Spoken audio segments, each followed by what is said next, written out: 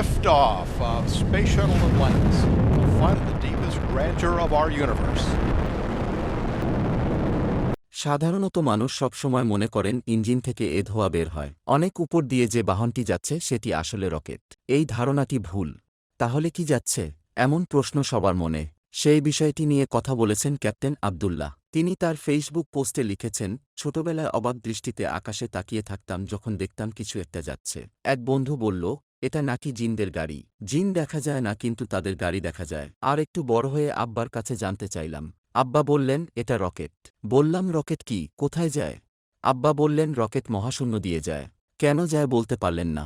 এখন তো এ জিনিস প্রায়ই দেখা যায়, তবে এখন জানি সেটা রকেট না, jet aircraft.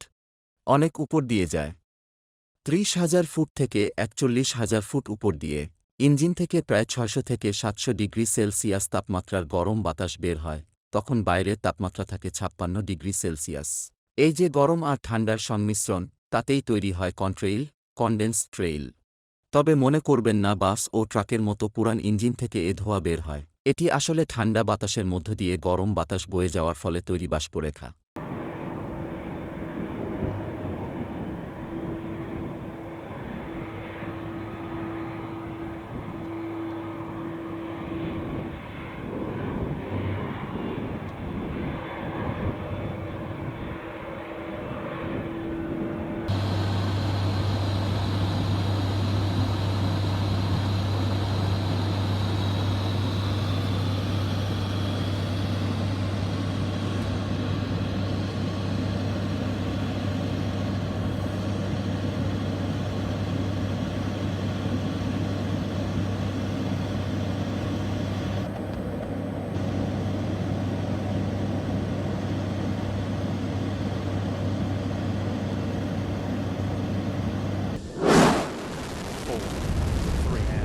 Liftoff of Space Shuttle Atlantis, a final visit to enhance the news channel.